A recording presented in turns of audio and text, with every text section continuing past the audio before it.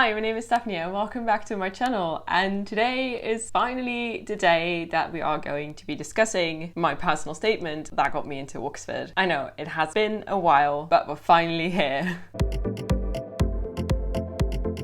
I will be sort of highlighting the bits that I think worked really well, but I also will be highlighting the bits that I don't think were fully necessary. This is all my personal opinion on how helpful these things were or weren't in terms of getting into Oxford. So first of all, some personal statement stats. So mine was 999 words long, which I think clearly indicates that I had a hard limit of 1,000 words. It was 4,880 characters without spaces and 5,813 characters with spaces. It consisted out of 6 paragraphs and was about a page and a half long. So I've read my personal statement again, and it actually scared me to go over it again because it's one of those things, if you're looking back at it, it will be cheesy. Very cheesy. I have not read this personal statement since essentially when I submitted it to Oxford, which was back in November 2019, prior to the existence of COVID. You know that time? Do you still remember that? Like when COVID didn't exist? Yeah, I know, it's a long time ago. And I had to properly dig for it on my computer, but I have found it. So for the record, I applied to the MSc, which stands for a Master of Studies in Modern Languages, which is the Oxford equivalent of a Master of Arts, because a Master of Arts is an honorary degree, so that does not really exist in terms of a master's degree. I don't know, it sounds strange, but it's essentially the same as if you would do modern languages at UCL, you will get a Master of Arts, and for me that would be a Master of Studies because it's Oxford, but it's essentially the same thing. So I applied to modern languages, but in my case that was French literature. And my degree was offered by the Faculty of Medieval and Modern Languages, and they were also the ones who essentially read my personal statement and made the final decision on whether or not to accept me. If you want to know more about the whole Oxford application process, I have multiple videos on multiple aspects of applying to Oxford. For example, how to effectively choose a college, the Oxford admissions process explained. There's a video with Oxford application tips. I've also made a video in the past with sort of an Oxford application timeline, which will explain to you everything that happens after you hit that submit button on your application, and a more general one about my experience applying to graduate degrees. And I will link all of these down below in the description box, so you can just click on the one that you're interested in if you want to know more about the whole application process. Let's go into the personal statement bit. So in the first paragraph, I explained my love for the French language, culture, and literature. I talked about what really interested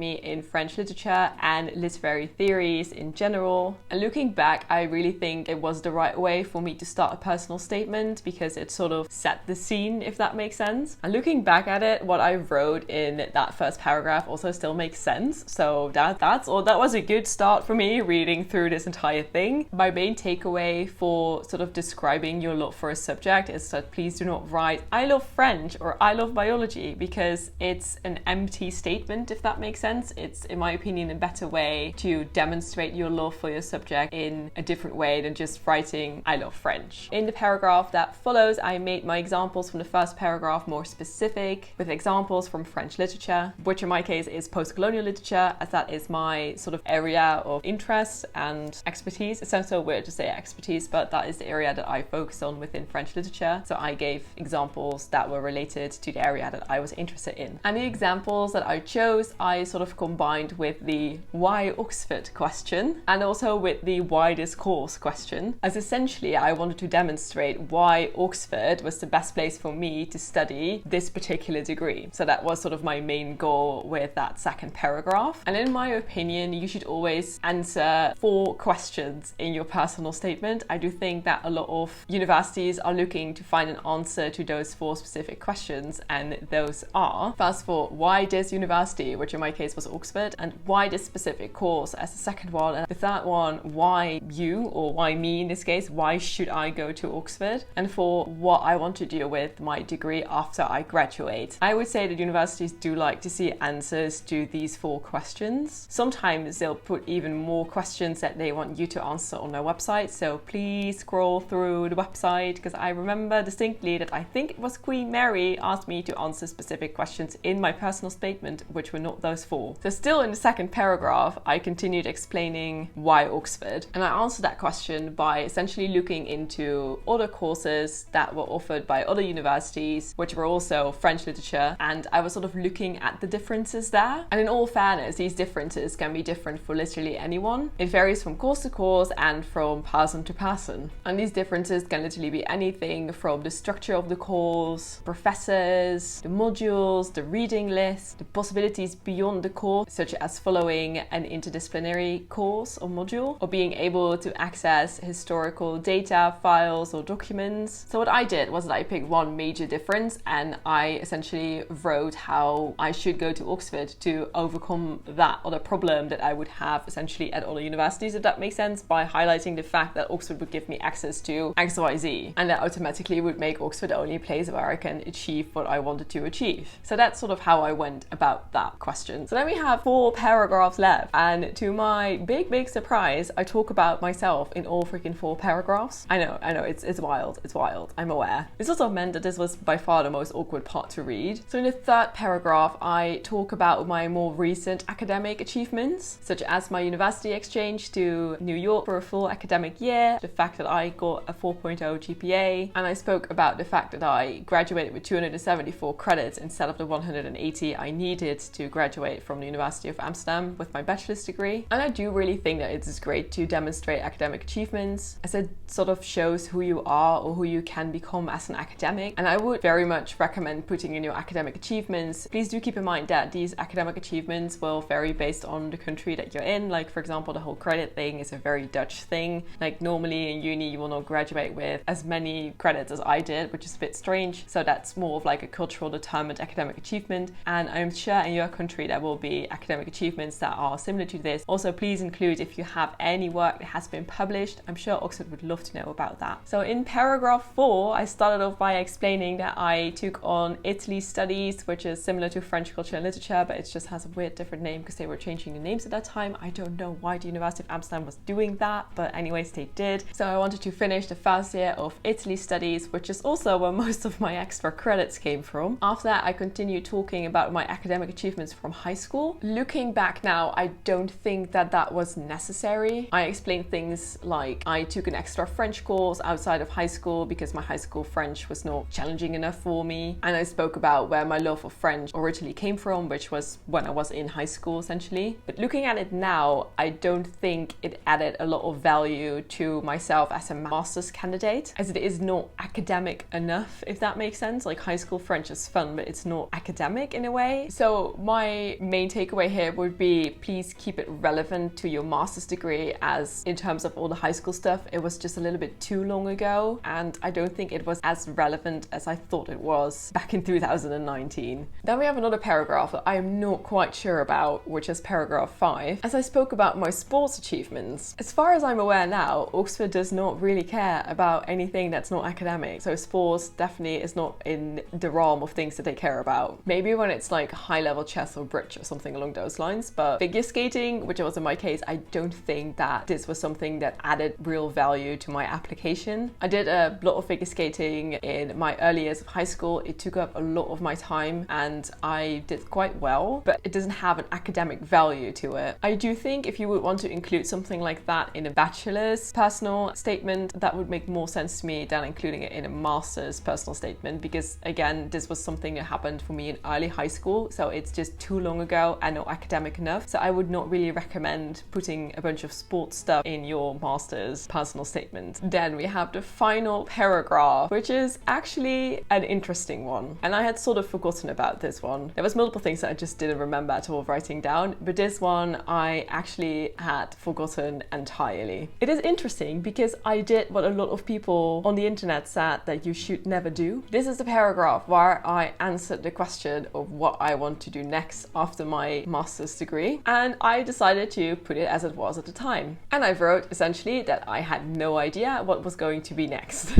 Many people on the internet, yes, I did some Googling myself as well when writing a personal statement, were sort of telling people to either pick the work route or the PhD route and just pick one of them and make a compelling argument for one of them. I literally wrote, I'm going to quote this from my personal statement, "I am not certain of my future beyond my master's. I am considering either continuing with research into French culture and language or working outside of academia." And I still got in. I would say that the main takeaway here is not to lie about wanting to do a PhD if you don't want to do a PhD. Because if you do lie, you most likely end up with a weak argument in favor of doing a PhD, which will not withstand the expertise of the people who are reading your personal statement. And in all fairness, if you watch more of my videos, you'll know that after my master's, I still had no clue whether it was going to be a PhD or work. So that did not change. At that point, I was still debating with myself, and I decided to apply to both and just take the first best offer that came along. And that's what I ended up doing. So in all honesty, I don't think it's bad not to have a specific plan for after your master's. Obviously, if you do, awesome. But if you don't, I don't think it's a deal breaker. While a lot of people sort of on the internet seem to push you in the direction where you need to have a solid plan, I don't think that is the actual case, because I obviously didn't, and it didn't prevent me from going to Oxford in that sense. So I think if you're honest about it and clear about it and sort of leave the option open for yourself, I don't think it's something that Oxford is going to be mad about, because they don't expect everybody to do a PhD after their master's degree. Because if you look at the numbers, like